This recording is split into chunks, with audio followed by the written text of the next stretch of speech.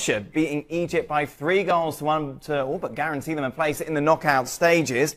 Where's this all come from Russia? They were terrible in all the friendlies leading up to this Confederations Cup. Saving themselves, Robert. They really were. They have been saving themselves. I mean, they played well all around the field. Their attacking play was good. I think the two midfield players, Zobnin and Galinski, I thought they were outstanding again, closing the ball down, winning it, getting it out wide. They got crosses into the box. The big centre forward looked a threat, scored a good goal.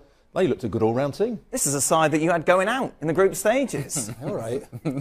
Just a reminder. Can you believe the SPI had them to win the group? I mean, how lucky is that? What do you mean? Obviously, that knows something that you don't. Absolutely not. I mean, where's all this coming from, though? Well, maybe the energy from the home crowd, the tournament being on their doorstep, could mean a lot. They've played well, certainly Saudi Arabia was a weaker nation. Egyptians were a bit stronger, but didn't play particularly well.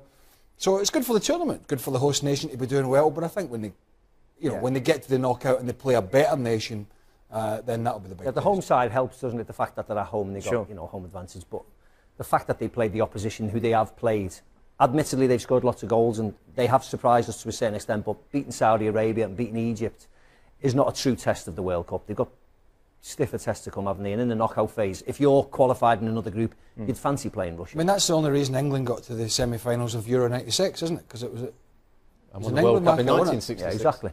It was the. That's all. Remember that? That's right. That's right. Well, who did you beat? 1966 as well.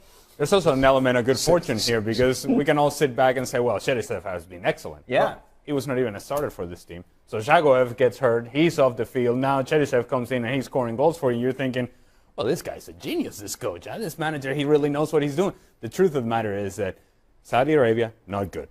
Egypt, I thought that they would be much better than what they showed today, even with Mohamed Salah. And it just feels, okay, well, let's see what they do against Uruguay. I'm going to hold my judgment of Russia until that third game and see where they are. Better than we thought they would be, but still I don't think it's a team that's going to be truly competitive in this tournament. You've got a goalkeeper who's made big mistakes, Akinfeev, in the past. You've got a left-back who's been a great left-back, but he's 34. And so the defence hasn't been tested because the centre-half, left-sided centre-half, is nearly 39. Yeah.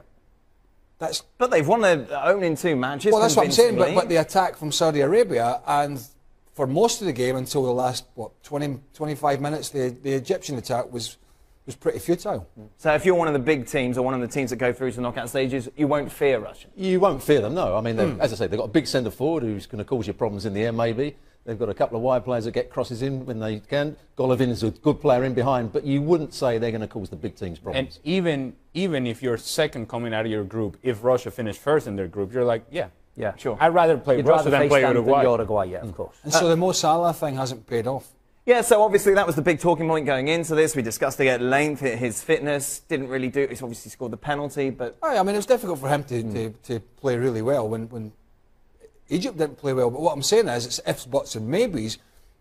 But he took the risk by not starting them against Uruguay. It was only, 4 or 5 days ago. So you think with hindsight they made a mistake in not starting in that game? Well, they're going out, aren't they? Yeah, but he didn't do much today, wasn't it? Wasn't exactly... Well, that's not to say he wouldn't have done... That's not to say he might not have done something on the counter-attack against Uruguay. It's ifs, buts and maybes, but he's the best player. So it's a mistake that he didn't play? Well, if he's fit to play today with a shoulder injury, I think he was fit to play against Uruguay, but he didn't because he took a calculated risk that he targeted, the coach that is, Cooper, targeted the last two games, and that's going to fail. Got it wrong? I don't know whether he was fit for the first game or not. You know, the coach and the medical side, and maybe even Salah said, I'm not fully fit for this game. Give me 5 minutes. You were telling us before about your shoulder injury. Yeah, you can't kick up there. Like, how much of a difference can 5 days really make? If he's having good treatment, if he felt he wasn't right for that first game, and the coach felt he wasn't right, and he felt as though if he went to ground he was going to not be able to play, and not be able to play in the next two games, it's easy saying in hindsight, he made the wrong decision. Right. They made probably the right decision for him and the team based on his injury. Yeah, I think so as well. And the fact that you're playing against Diego Godin for Uruguay and then you're playing against, a centre defender who's nearly 39 and Khan is not as quick as you, it was a risk, wasn't it? But if he's not fit, and they've said he wasn't fit, and he wasn't 100% fit, he certainly didn't look 100% fit today, I thought. He looked laboured at times. He's got a long sleeve top on. He's probably got padding on his shoulders to protect him. I believe that he wasn't fit, and it's just the team, the other 10 around him and the substitutes, are just not good enough at this level. At this level at the World Cup. That's the big takeaway, isn't it, from what we've seen from Egypt over these two matches, particularly today. Just not good enough. Yeah, and they're expecting that Salah's going to come in and save the world. Well, that's not quite the case when you don't have the supporting cast that is really going to help you out. So then you can't help but watch Mohamed Salah and think, well, no, he doesn't have Sadio Mane out there, and he doesn't have Roberto Firmino alongside him. He doesn't have that sort of player and that sort of talent. And when you have a player, and we talked about it, and when we were previewing this game, is that Mohamed Salah could not play for this team and just be on the fringes. He had to be at the center of everything that they did in the attack, and that wasn't the case today. At times he wasn't participating, only 19 touches in the first half, tied fewest with the goalkeeper. When you think about that, it just gives you an idea.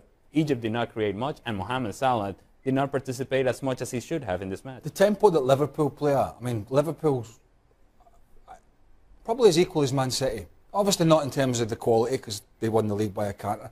But when you watch Liverpool attacking, they just absolutely carve teams open. They're so quick. And they're quick. They're so dynamic. It goes from defending to attack, and 2 or 3 seconds, bang. You're really going to get that at international level. Mawson, the centre forward, did okay in the air today, didn't he? The big centre forward, but he's not going to link up the play. Salah, when he was coming inside on his left, he wants to play little 1-2s and get the return pass. That's not going to happen. Senegal become the first African team to finally pick up a victory with a 2-1 win over Poland. And if we're talking Poland, I'm so happy to have Janusz Michalek here with me for this one, because Janusz, you have to try and make sense of this now. How did Poland get things so wrong? Where's the nearest pub? What did they get wrong? Everything. Wrong formation, wrong personnel. They choked. Senegal were better, faster, fitter, stronger. There's a commercial like that somewhere, I think. And I think Poland knew that ahead of time. So the only thing you can do is match all of that. And if you can't, you got to be smarter in how you keep the ball, play around the team. Don't allow them to use that physicality, that pace, and the quality, because Senegal does have a certain amount of quality before. So, yeah, I mean, this is a team that choked under pressure.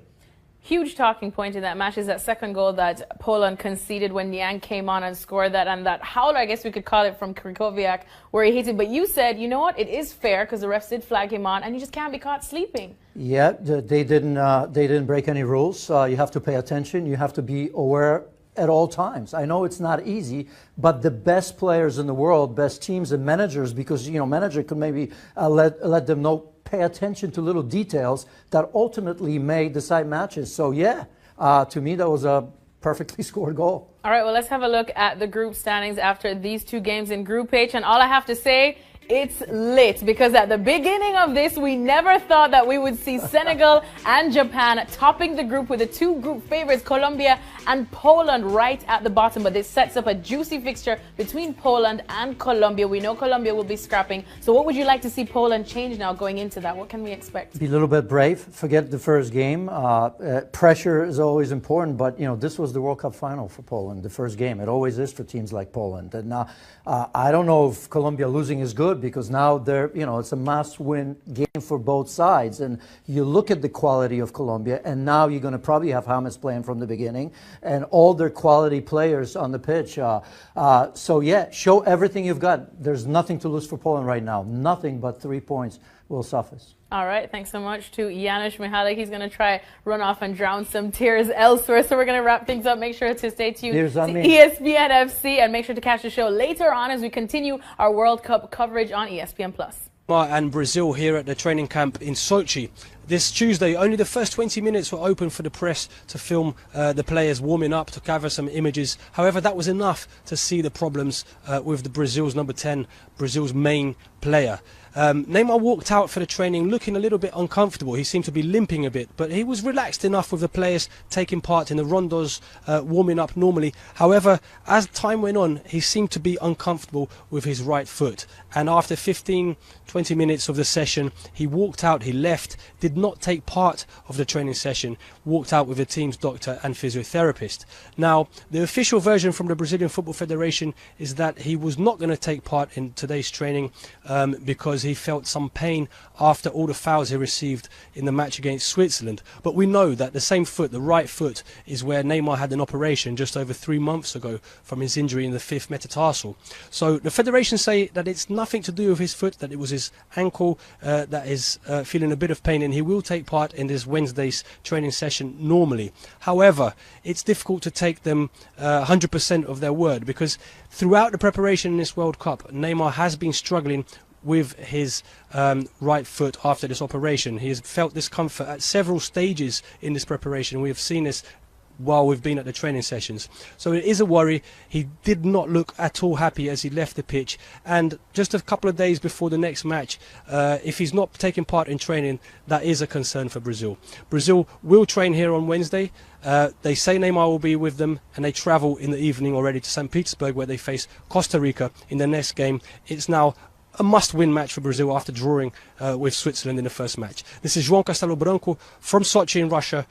Off the field today on the training pitch, this is the picture that has grabbed all the world headlines. Neymar limping off during Brazil's training. Of course, they're in action against Costa Rica on Friday. Gab Marcotti with us from Russia. Gab, what's the latest on this? Well, look, the Brazilian FA coming out, addressing the media, saying, look, Neymar is fine, he'll be able to play, but he was so hurt from the horrendous treatment he received, all the fouls he suffered at the hands of Switzerland, that he was unable to train today, but he's going to grit his teeth, he's going to be there against Costa Rica. The way a lot of people are reading this, Dan, is kind of like sending a warning, almost like a plea to the referee. Listen, protect Neymar from those mean Costa Ricans who are going to foul him, at least. Maybe I'm being a bit cynical here, but that's how a lot of people are reading it. You're the cynical one on this panel. Well, yes. I do beg your pardon. What do you reckon? Is this all a big ploy? Well, it's a big circus. Is that what it's all about? It was a big circus in the first game, and that took away from Brazil what the plan was, and this is another big circus. It always has to be about him. Has to be about him, in his mind. More importantly, he's fine, isn't he? You can see that.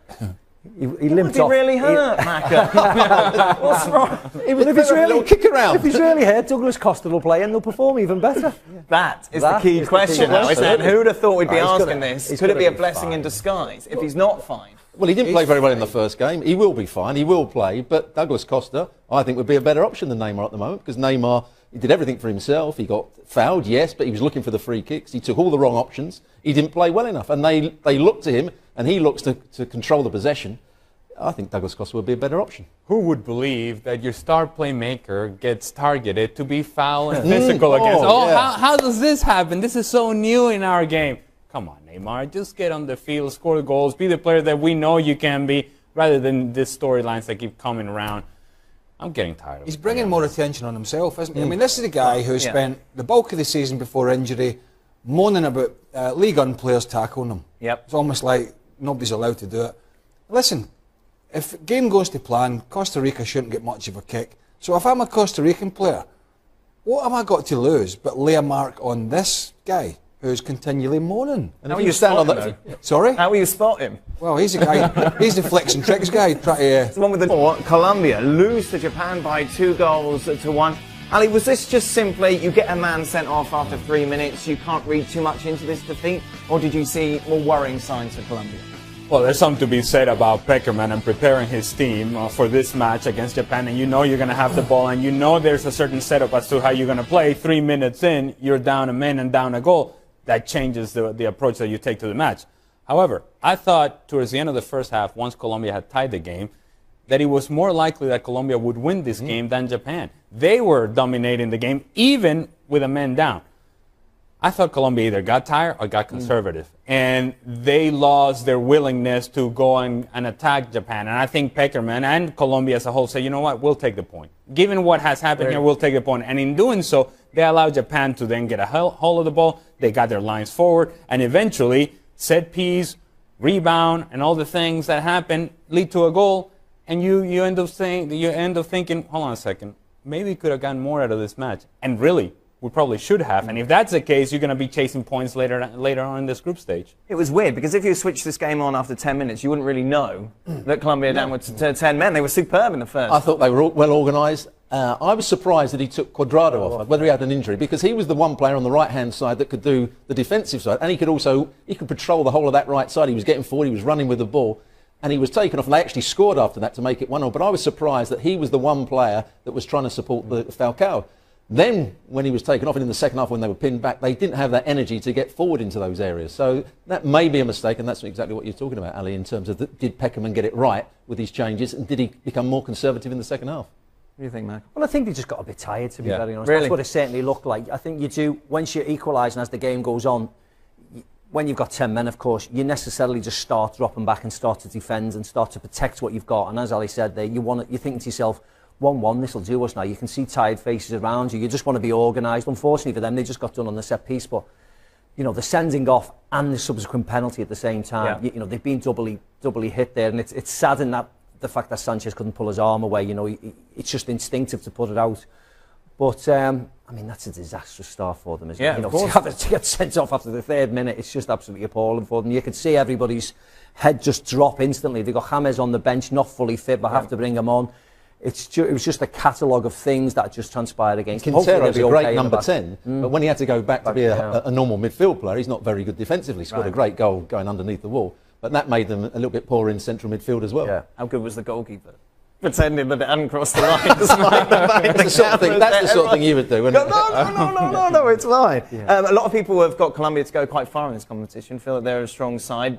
Well, it just puts the pressure on, doesn't it? It was a bit like England in a way yesterday, although it looked like they were going to get a point. The 1 point or 3 points is huge at the start. So, Poland looked poor today. But Senegal are not going to be any pushovers because they're big, strong, they're athletic, and they got two or three very good players on the team. So, Colombia should be okay, but if the discipline's gone, like it was today, and you go down to 10 men, they're going to be struggling. So it just piles. Senegal with a 2-1 win over Poland. A bit of a surprise for some, certainly. They deserved it as well, didn't they? They did. And let's give Senegal their credit. They were good, they were strong, they were physical, they were organized. When they went on the counter, they knew exactly what they wanted to do. Now that we are done with that, giving Senegal their due, what is going on with Poland? What is going on with Robert Lewandowski? What is going on with the supporting cast? You talk about lack of creativity. We just said it about Egypt. It's the same story with Poland. This is a team that you would have thought there would be something more to Poland. Limited. Nothing from Lewandowski. Very little from everybody else.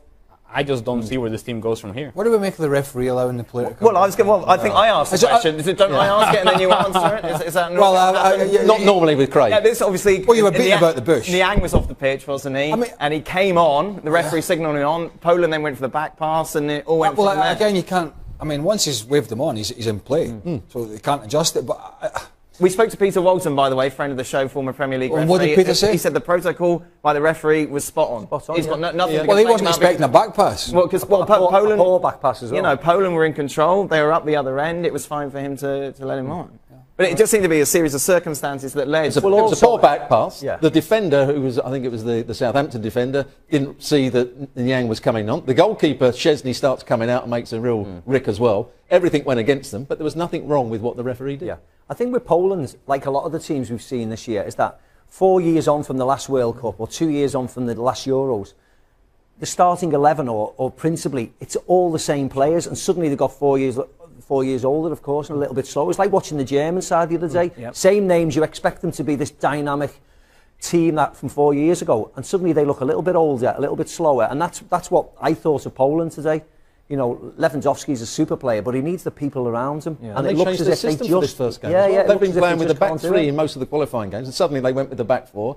Milik was playing in behind Lewandowski. They didn't link up at all. Then he changed it at half-time, and they were looking as though they were going to get back into the game. And then, of course, the second goal happened. Did you have a problem with it, the refereeing decision? Is that why you brought it up? No, not at all. Oh.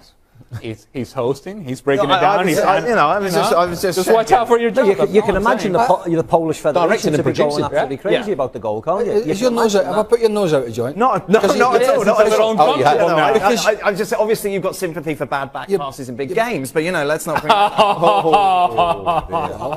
It's a bit below the belt, isn't it? That's all right. That's okay. Senegal going forward. I'll take it. You wouldn't want to face. I don't want to change the subject. I know. That's what I'm doing.